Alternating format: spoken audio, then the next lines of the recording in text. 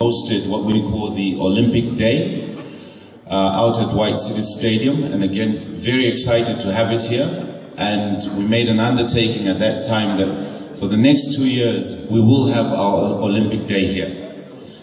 But anyway,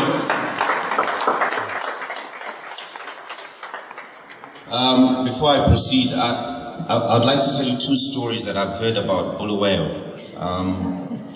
The first one was, I have a friend who's here who one night stayed out very late and could not face his wife in the morning. So he decided to go to the police station and paid a cop to arrest him. So the policeman arrests him, and then he phones his wife to say, listen, I've been arrested.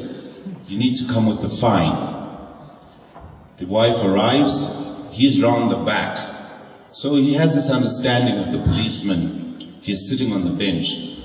So the policeman, when the wife arrives, decided, I've got to make this real. So he turns around to the guy and says to him, why are you sitting on the bench? When people are arrested, they sit on the floor. Sit on the floor.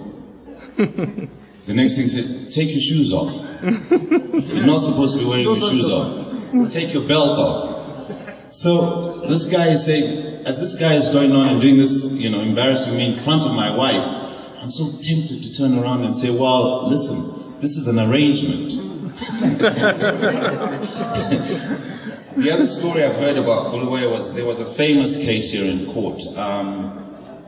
Apparently it was a famous case, and people went to court, and the prosecutor had a key witness called Mrs. Jones. So he steps up to the prosecutor and says to the prosecutor, to the key witness, Mrs. Jones, I'm glad that you're here and you've agreed to witness in this case. Do you know the defendant's attorney? So Mrs. Jones turns and says, oh yes, I know him. He grew up here in Bulawayo. And I know all about him. He's not honest.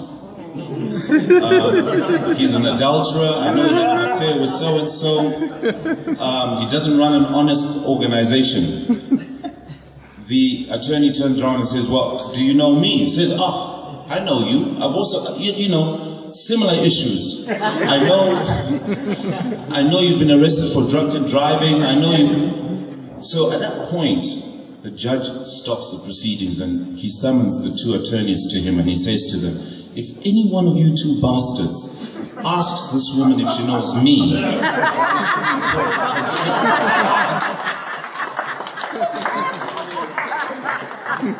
but anyway, to get back to the business of today, the first thing I want to say is I want to congratulate squash for being able to host this tournament.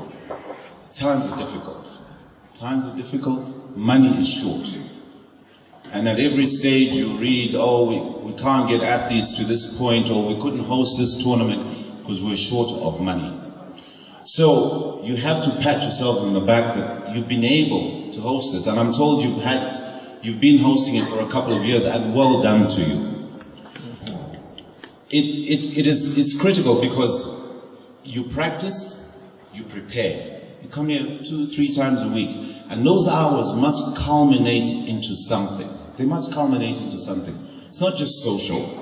They must culminate into something.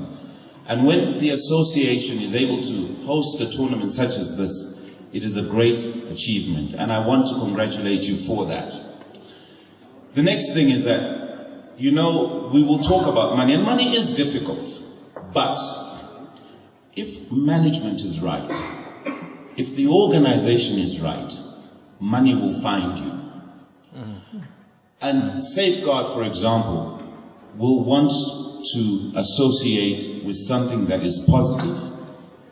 They will want to associate with something that they know that their name is in good hands. So the organization is a critical part of it. And without putting pressure on Safeguard, I think this went very well. And I'm expecting next year this sponsorship will be even bigger and better.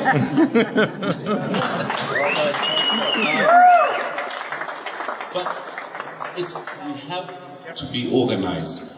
Remember, sport is entertainment. It's entertainment, that's what it is.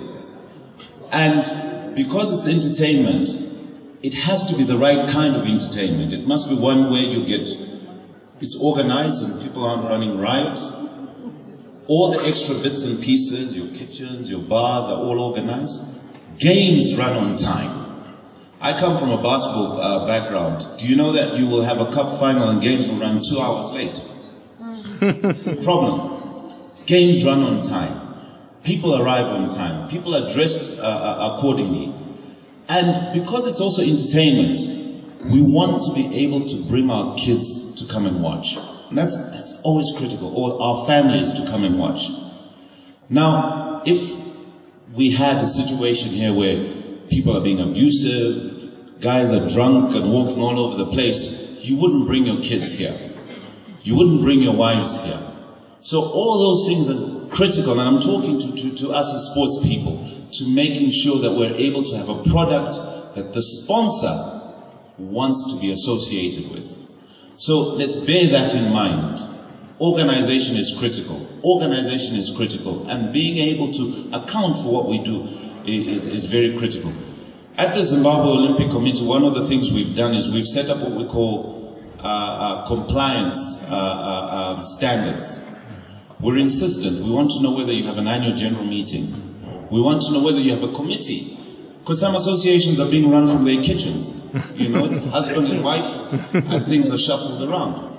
We're insistent on that because we believe that for sport to get further, and for sport to get the backing that we want from sponsorship, it must be organized. So, well done to all of you for organizing it, and I'll take the message back to the Zimbabwe Olympic Committee Board, that squash is on the right path. To the winners, our Zambian friends, well done. To the doubles winners and the plate winners, did Peter win this? Because I didn't watch that. But well done to all of you.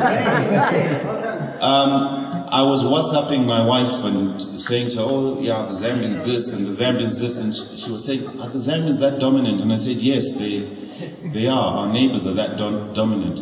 But I then still reminded her that at the Victoria Falls, we have the best view of the falls to see. So that hasn't changed, whether they beat us or not. But well done. And thank you again for inviting me. Thank you. Pleasure.